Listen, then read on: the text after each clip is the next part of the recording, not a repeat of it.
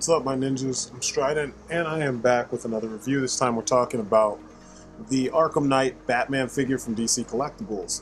I was looking forward to this. At first I wasn't, because I wasn't a big fan of the overly armored, almost Iron Man feeling Batman costume. I mean, it's so much so that my 2-year-old, he saw the trailer with the suit moving and stuff, and the first thing he said was Iron Man. And I wasn't digging it, but I understand the purpose, and the more I look at it, I like what I see. But the figure itself, there are things about it that are awesome because it's a good design, but there are things about it that don't 100% properly represent the design that it's meant to represent, if that makes sense. I'm doing kind of an overview and not so much of a review because it's a Batman figure, and I've done billions of Batman reviews, and well, hundreds of them. So it almost doesn't make sense to sit here and go through everything. I will point out the articulation though, so you can see what he does. But this will be more of me just sitting down and talking to you about what I see and what the figure has. Sculpt-wise, from head to toe, there's detail all over the place. I mean, it's a very detailed suit, and at first glance, it's not that big of a departure from what we're used to for a Batman suit. I mean, it's black and it's gray. And there's plates, and there's, gauntlets, and there's parts that look like some kind of cloth or something, like its pants and stuff like that. But, at first glance, the way shadows fall on the figure and stuff, you can miss some of those details. Then when you look closely, there's detail everywhere. A minor criticism that I have, or it could even be major for some people, the sculpt feels kind of soft and pudgy in areas. Like areas that should be sharp feel kind of non-distinct, like his hands don't have the best, most crisp detail. The buckle on the belt does not have the best, most crisp detail. You kind of don't know what that's supposed to be. I mean, we know it's a belt buckle, but you can't tell what piece is what, especially on the central part of the buckle. But that's me being really, I don't want to say nitpicky, but really paying attention to, the details on it and critiquing the hell out of what I see. Aside from those kind of issues, I really like what they did. I mean, it's a pretty, how do I put this? He feels very durable. He's very tall, and there's just a lot going on. And they didn't overdo it by cramming the box full of like stuff that he can't interact with. I prefer it when you have things that they actually can use. I like the way, or I shouldn't say I like, but they did a really good job with the sculpting on all the armor bits. There's a cool patterning going on with all the spots that are shiny black. It's like this carbon fiber kind of, hexagonal, what do you call it? Pattern going throughout those things. You see it especially on the shoulder pads and in the arms and whatnot. I really dig it. It's really well done, and it really gives you the feel that it's armor. Shit's really going down. It's really getting real, and Batman is prepared to deal with these things. This suit almost looks like you couldn't stab him because it's so heavy, especially in the chest and the shoulders and stuff, and on his back. The cape has a nice little pattern on it. It feels thicker and heavier, almost like the material could be some kind of shrinking, expand, contract type material of some sort, like a parachute on demand type deal. I really like that look though. It's pretty good. As far as his articulation goes, the articulation is pretty good considering that he's got so much armor on him. His head can look up. His head can look down with no problem. The left and right, no problem. Even with the little pieces up on his shoulders, he can even tilt. His arms with the big shoulder pads, They're set up so that they kind of stay over top of the armor and the cape, and they don't get in the way. He's on a ball joint for the shoulder. He's got a bicep swivel, double jointed elbows. I wish those had a little bit more movement. He's got a swivel and hinge at the wrist. And you can also remove his hand because he comes with an extra hand, which I'll get into later. His ab crunch works really well. He leans down about that much, so you can get that classic Batman hunch.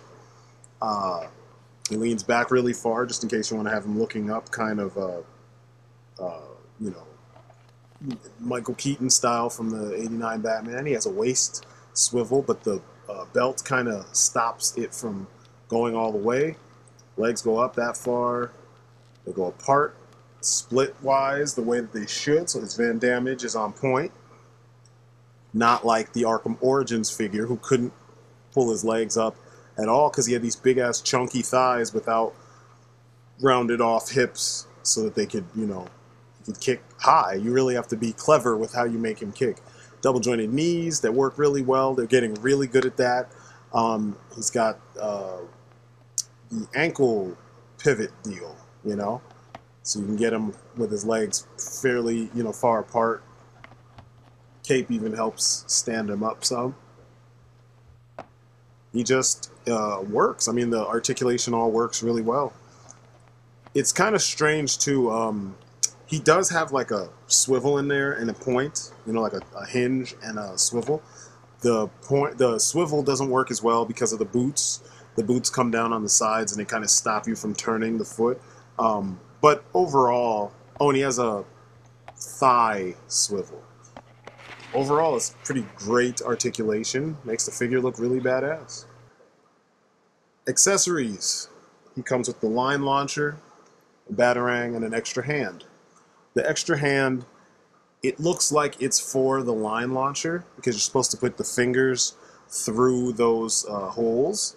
And I'm going to have close-ups on those so you can kind of see what I'm talking about. The Batarang, it looks really nice. It's cool that it's a carryover from all of the Arkham games. His Batarangs have always looked like that. And like I said, the extra hand works with the line launcher, so there's really not too much to his accessory count.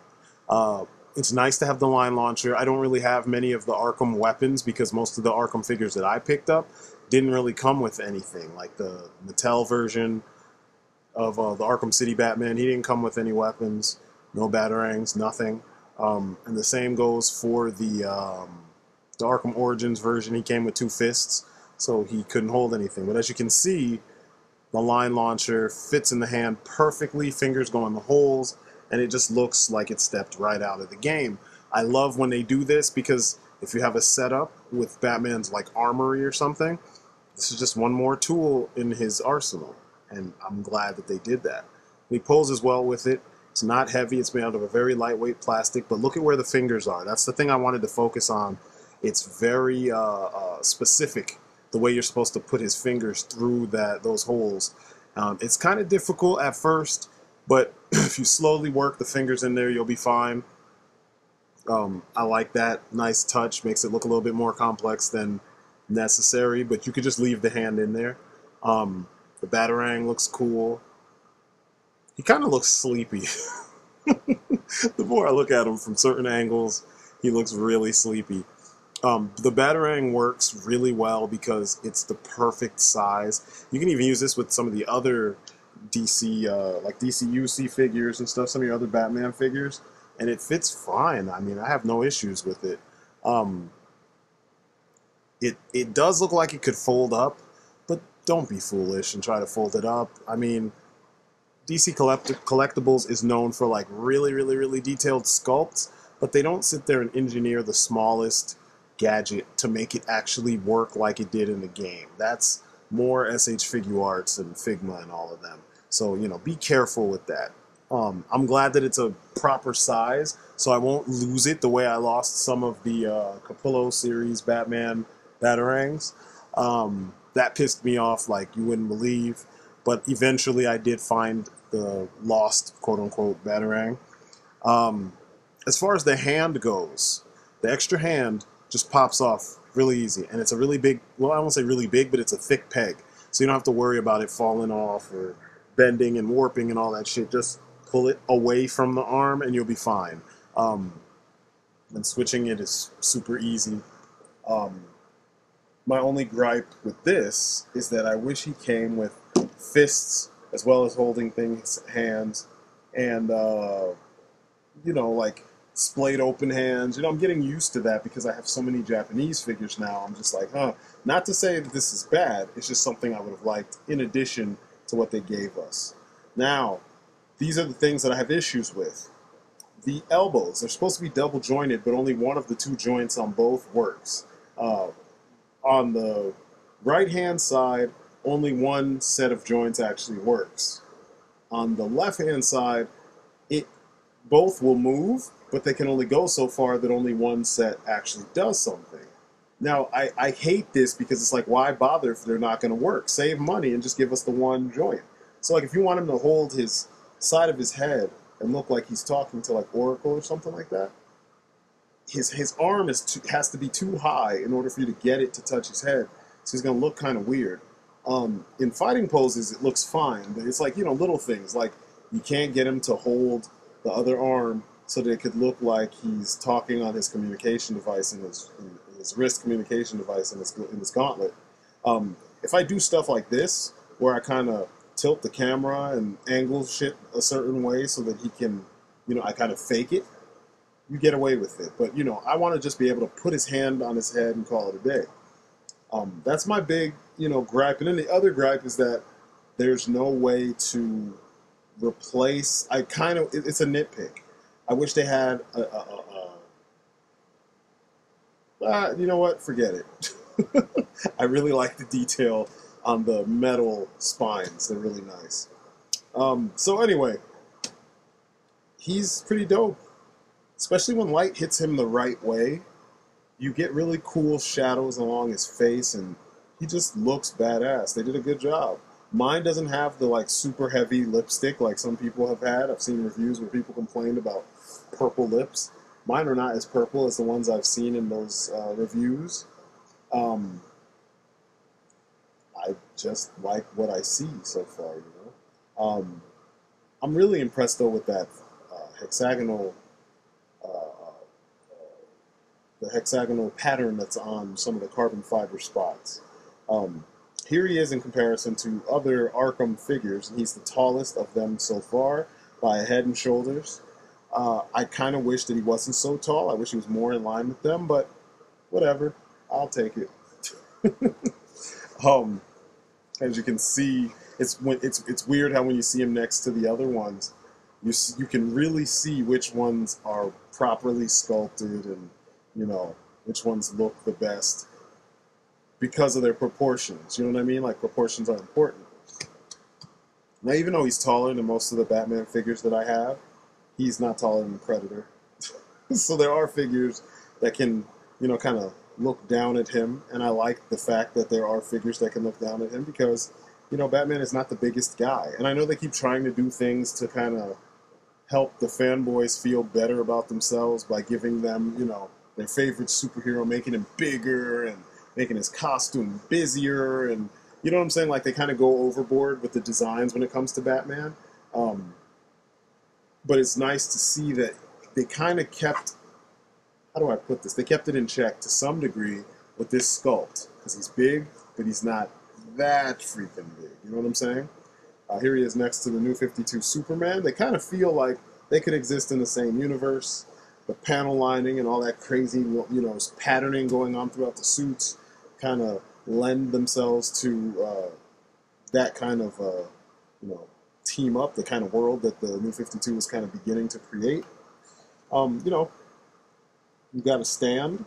You can get Batman in some decent poses. I mean, he's not as posable as, like, the Mattel Dark Knight, I'm sorry, not Dark Knight, Arkham City Batman, or as posable as, like, you know, like a lot of Mattel's figures are a little bit more posable, but this guy, he can hold his own, and he looks thorough. So, you know, all in all, he's not a bad figure at all. If you have the money, and you see him, get him, this whole Arkham Knight thing is, the designs are pretty nice. It's like they tried to clean up the dingy dirtiness that they had from the previous Arkham games and kind of give you more of a streamlined but technical look to Batman and his, you know, the Bat family. I'm not really a fan so far of all of their designs. I don't like Nightwing's mask at all, and I kind of don't like Robin's suit the way it fits. He just looks funky. We'll have to see how those toys turn out.